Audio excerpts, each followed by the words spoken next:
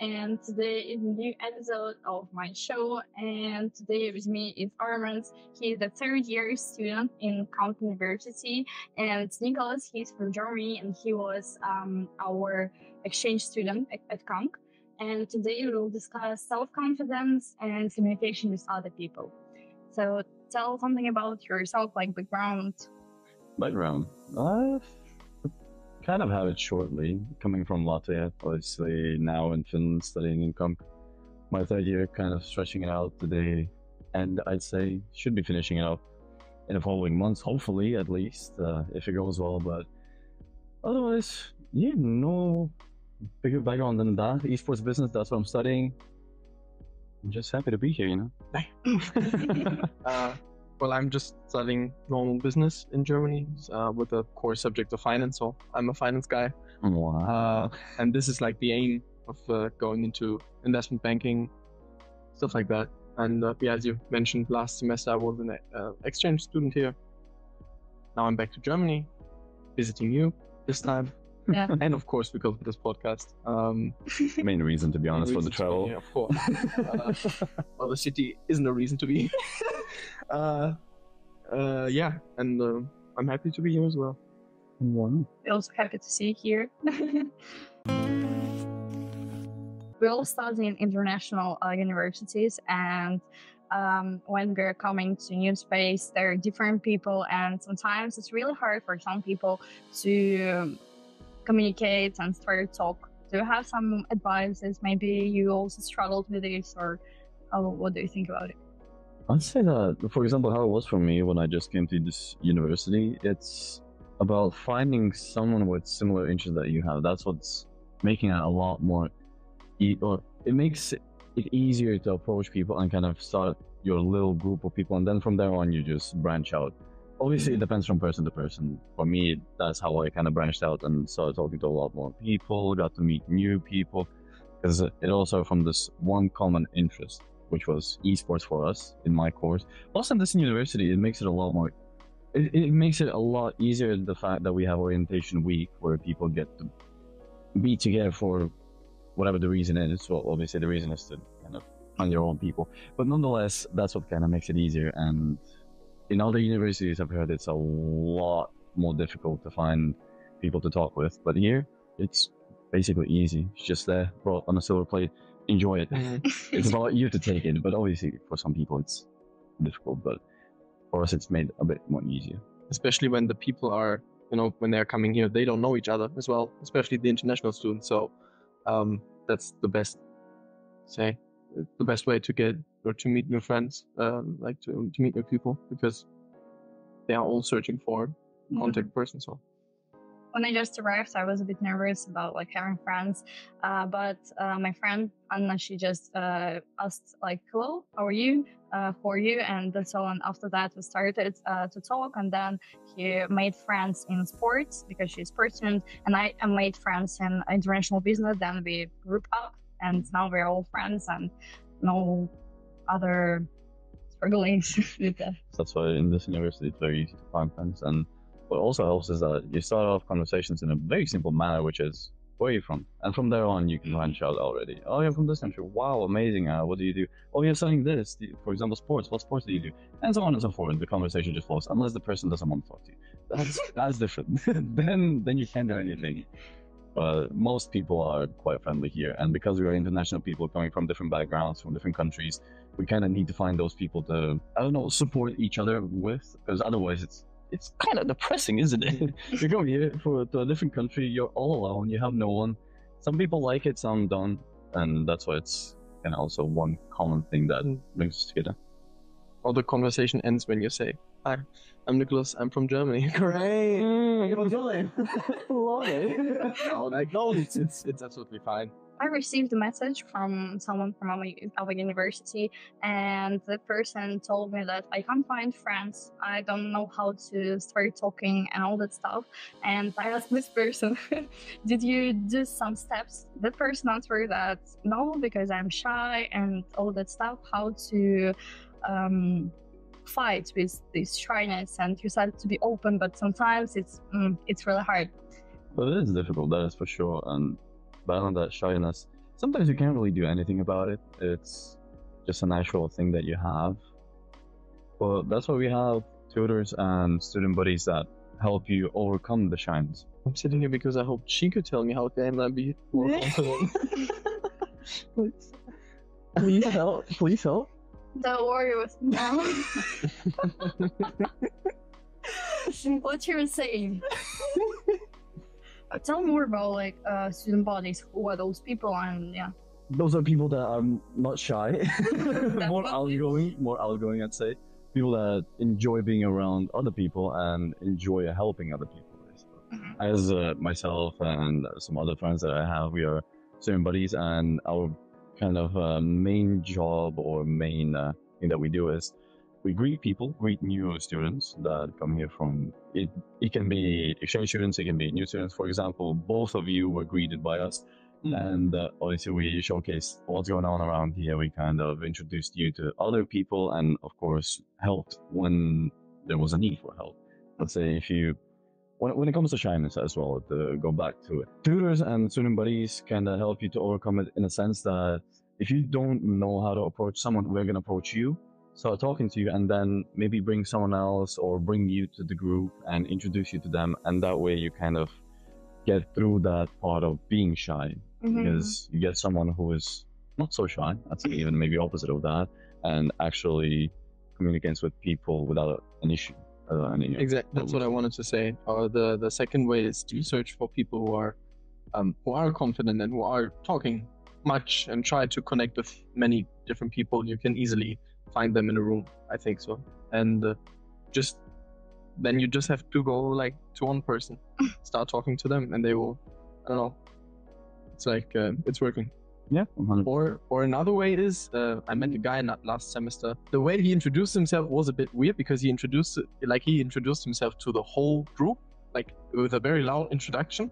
It was a bit weird, but it was funny. And after that, it was still a very warm welcome. And I thought it was a nice idea. And later he told me that actually he has like very high anxiety of like meeting new people. So he pushed himself like over the edge to do it, and it worked. The best method is just to force yourself and fight with your fears. It's not the easiest way to go, but Yeah, that's definitely. it works.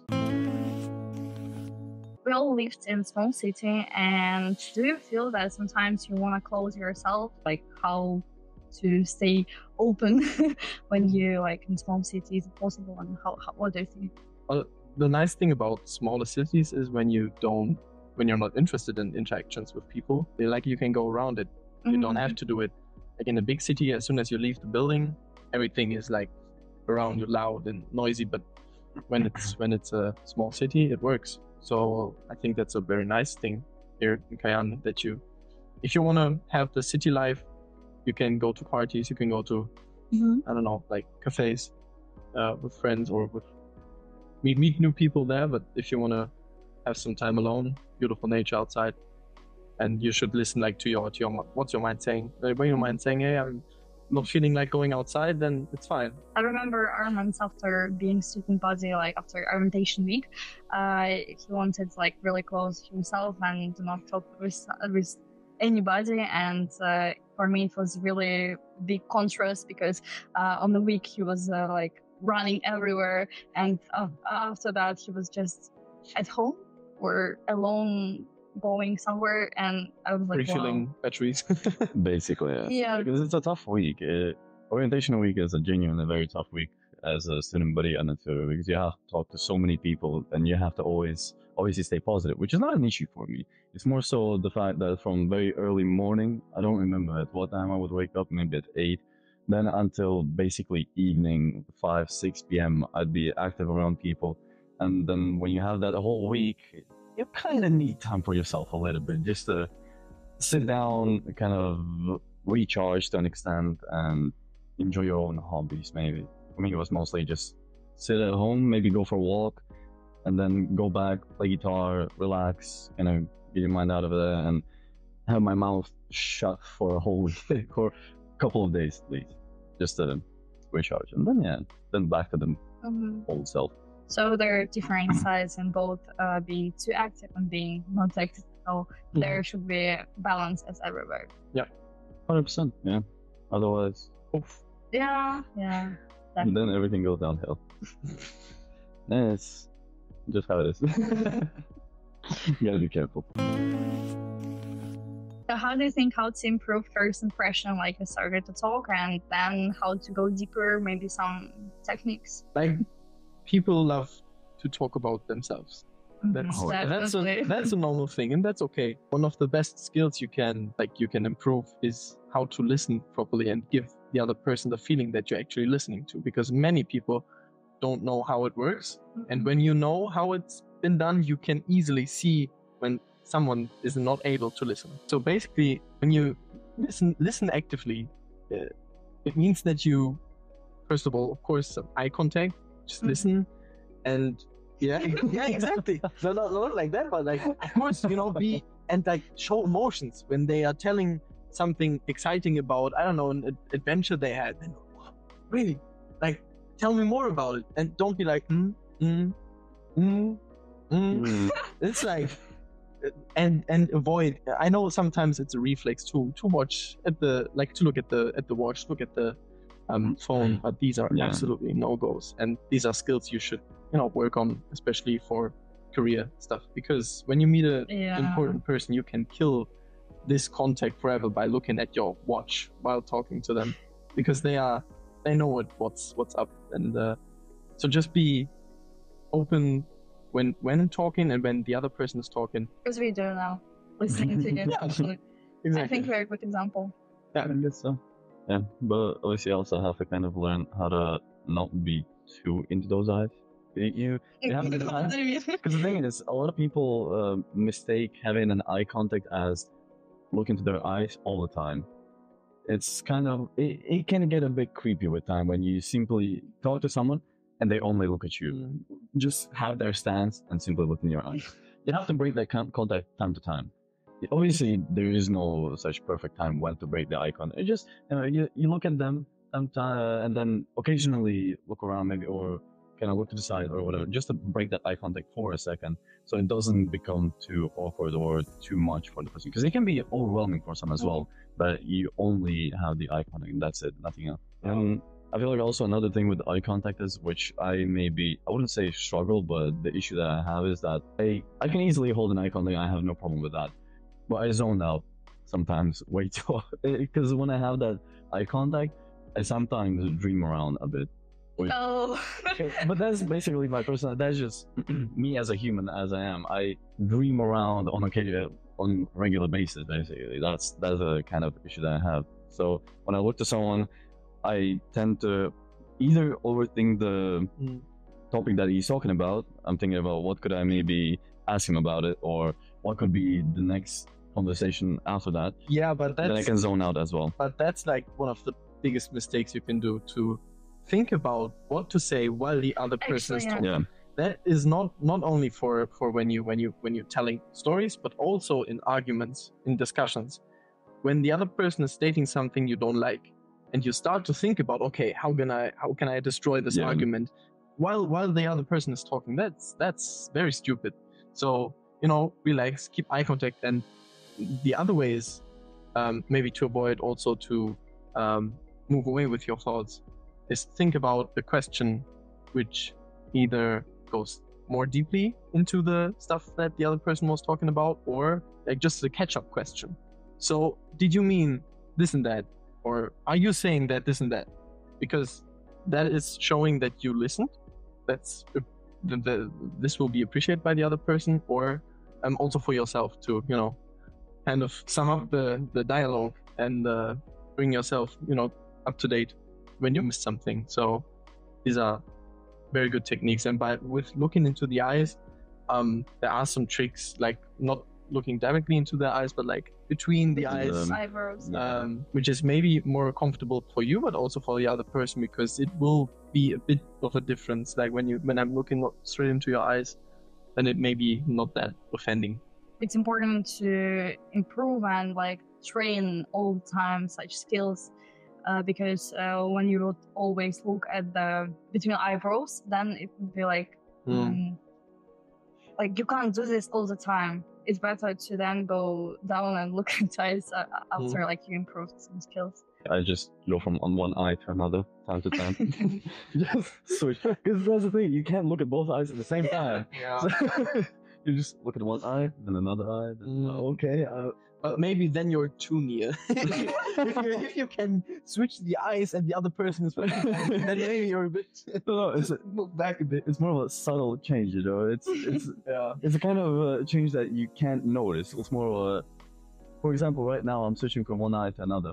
Yeah. And you wouldn't maybe notice it, but that's just the way I can more easily like hold the eye contact, or maybe not get too distracted or something. And, you know, you gotta admire the person's eye color as well. You gotta show some love. After all, they've been born with such magnificent, mesmerizing eyes. Like, All right. No question. Yeah. Exactly. That's exactly. confidence right here.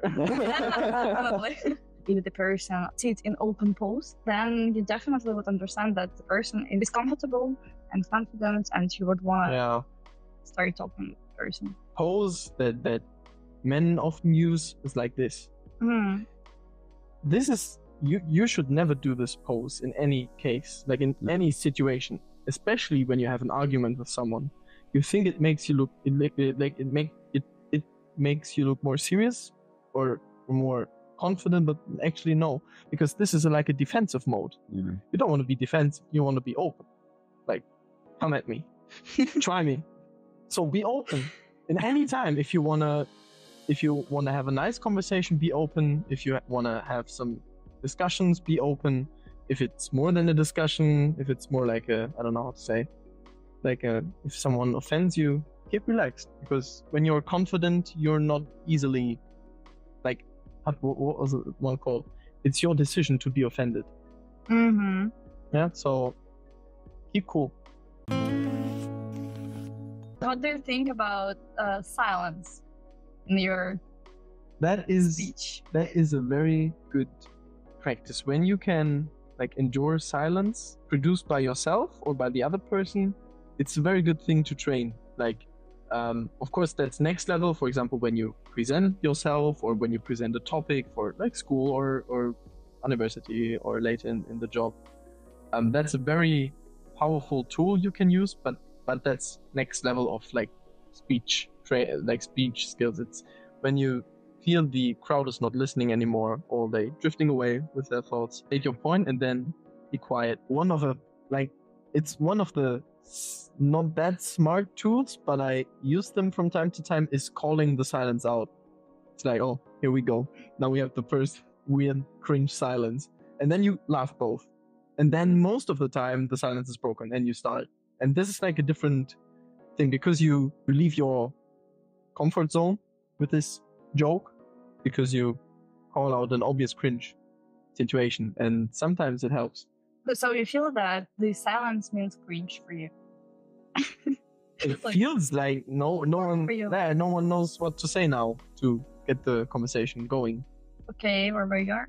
I guess it kind of comes down to the situation of the conversation, or if I feel like the conversation is done, I'm just gonna keep silent and do what I was doing before, or enjoy whatever is in front of me usually, because it doesn't happen often that there's the sudden silence where you don't know what to say, or it's mostly when the conversation is fully done and you just move on.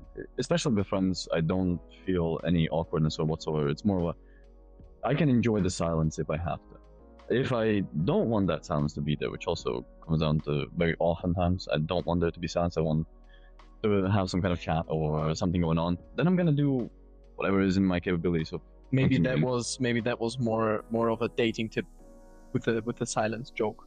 Because it shows that you're confident with the silence. Yes, especially in those situations, can get very stressful to you if that's your first date, first time meeting each other outside social media or whatever platform you're using. It can get a bit awkward. You know, you're walking there and then suddenly it's like, what do we talk about now? And breaking that silence could be a good way, but you have to firm it as well. Yeah, you kind of have to firm it. You have to maybe initiate the laugh or whatever. You kind of have to firm that, because for some people it may not work. For some it may. Mm. Trial and error. Yeah. If you fail, you fail. Hey, it is what it is. What are your ways of like building up confidence? I don't want to say it. I'm kind of shy. Stop. No, yesterday I met a girl. Why did she looked at me for 2 seconds? Going back to the silence, for some people, the silence means like it's okay, like really okay. And as you said, you should show this person. And there is a phrase, like with you, it's even fine to be silent. And it's also a good sign. And as you said, it should be confirmed. Yeah. And you don't have to think like the questions, what to ask, it's fine. Of course, it's nice to have some openness or to have some questions like ready, but you should never be like over prepared and like have 30 questions prepared and that's just like no, but like it's nice to have like in your toolbox of like dating or of like just communication. It's like nice to have 3-4 questions that can be used as an icebreaker, or if the conversation is cooled down a bit, then you can. But I'd say so. Yeah. Focusing on simple questions is not going to help you at all. It will only drive you crazy, and then you'll say, oh wait, what was the question that I wanted to ask? Oh no, and then it goes downhill from that. Yeah. Plus, what I also feel like when it comes to dating as well is that if you are really compatible or kind of supporting each other, you will have something to talk for the most part. There is no, at least from my own experience, there are no silent moments if the person matches your energy, so to speak. Then, if they can, of course. There are some people that maybe are more, well, obviously there are people that are more shy and you have to be the initiator of some conversations, but nonetheless, even with them, you can kind of break that barrier and then it flows better. Yeah, and again, the tip of listening to the other person. Yeah, and very crucial. Yeah, just find a topic like you both are generally interested in, and then ask like questions of like, how was it? How did you feel? You know, just try to, because when one person is talking, it's easy to let the person, you know, keep talking. Yeah. So just keep it talking, get to know the person, and ask questions of like catch up all the stuff we talked about.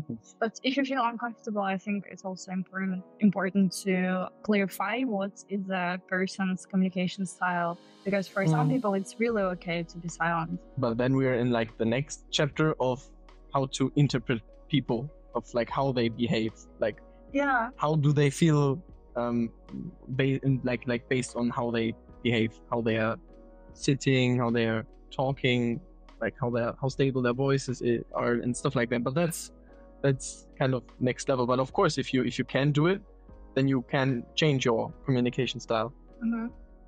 It's a relationship. Borders. But Boundaries. Boundaries. You need boundaries. And then you can. I had a ring, which I don't have on me at the moment, but it turns around, and I don't know. I really love sitting down and just kind of turning it. And when I'm, let's say, presenting something, I can feel that if I'm slightly so nervous, I'll be doing it a little bit faster. I'll just go all the time. So that's also something you can tell by the person when you're talking to them. If they start, some people have maybe some kind of habit of looking at their fingers, maybe trying to correct their fingers, some rubbing somewhere. I don't know. That guy came off a little bit wrong, but you get.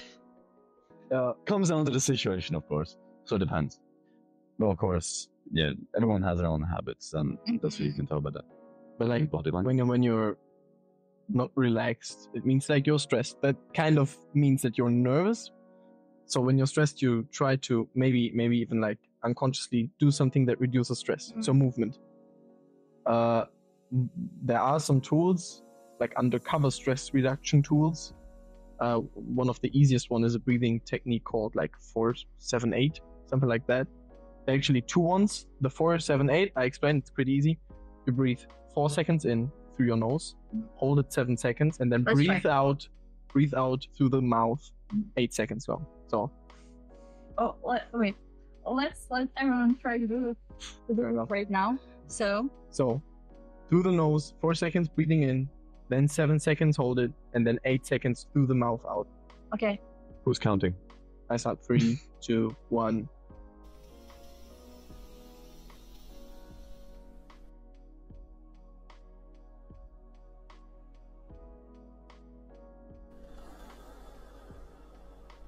Oh my god, that's too much for me. Let it all out. So this is like, or maybe it's the 4, 5, 7. It's this method. It's the idea of like controlling your breath. But there is another technique which is, I think, more easy to understand and way more successful because it was actually proven that it reduces stress immediately. It's you breathe in through the nose till you can't really breathe in more, but then you breathe one short time, extremely hard until you're fully like blown, and then you can leave it out. This technique is like, oh wow. this is like yeah. Usually people that smoke. Yeah, but this is like a really nice way of reducing stress. So then you can be more chilled. And especially before some presentations or performances. Or while presentations. Yeah. When you're talking too fast, that problem have like most of the people. They start to run in their words, and I was like, chill, relax, like confident speaker. Doesn't have to be stressed. Just, if the time doesn't fit, then like I don't know, like move to the next chapter, but don't stress yourself. So with the breathing technique, I remember in our class, I think it was actually with you as well, maybe not, I don't remember. But basically during the last semester class, we also had the same breathing technique but called box breathing. I think it's 4-4-4-4. So you breathe in 4 seconds, hold 4 seconds, breathe out 4 seconds, hold 4 seconds. Yeah. And then so on and so forth, and that helps. And I've used it at times when I am slightly so stressed, which is usually during gaming. When it's very kind of intense and I feel that I am either getting overly heated or very stressed, or something's getting to my mind. Let's say the players are better than me, and they're never better than me. It's just they're probably cheating or something. But when I feel that they have some slight advantage over the situation, when I become frustrated or feel the frustration, I remember at least a few times I've used the box breathing. It has helped me. It didn't change the course of the game, but nonetheless it helped me to feel better. Yeah. So that's also something then.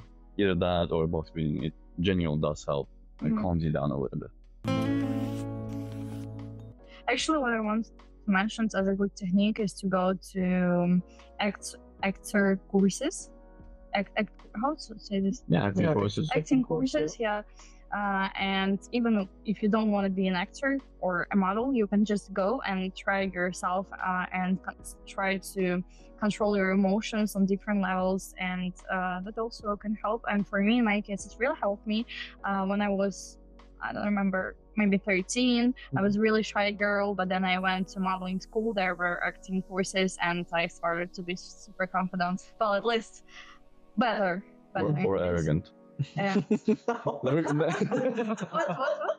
That's one thing actually, to never confuse arrogance with confusion. Confidence. Yeah. Arrogance and confidence, never confuse those things. Yeah. No, I just spied out a joke that maybe you're arrogant instead of being confident. But now we're at a very important topic. Oh no.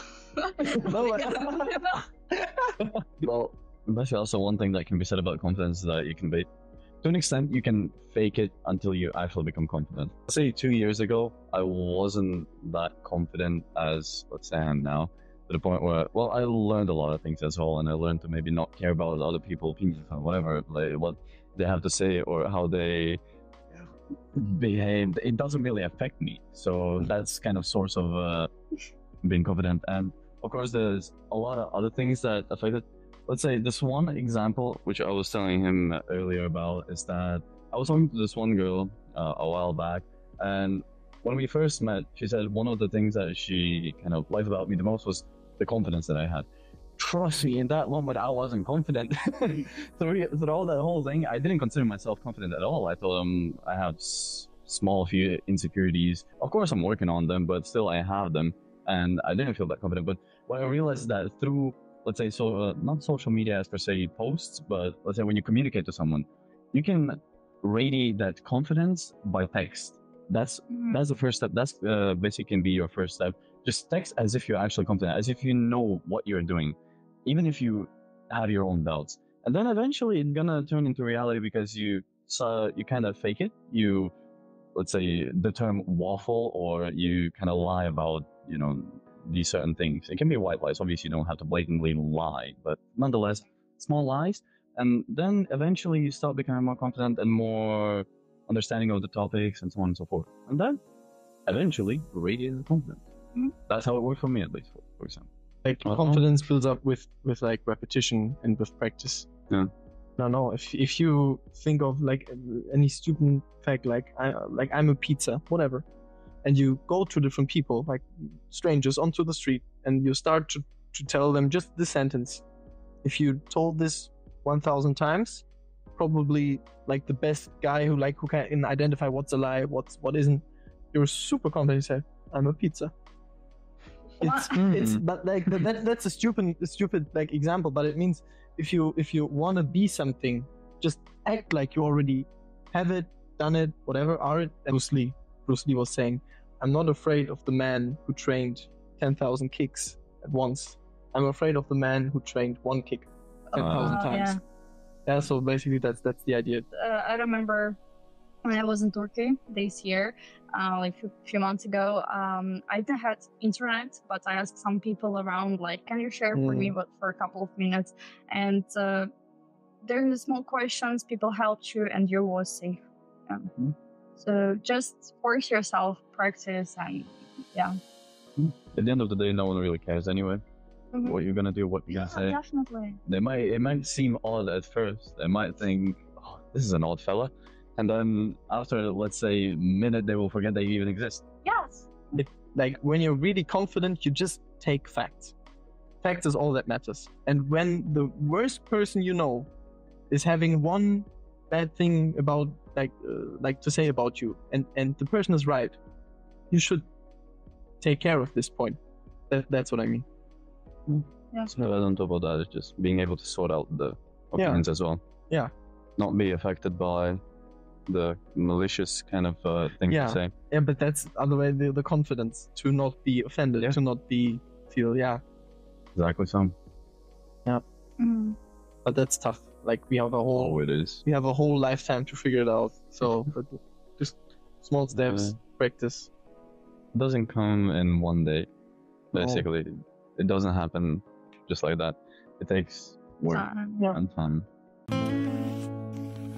So where are we going now? To the bar. Yeah, sure, let's go. I bet.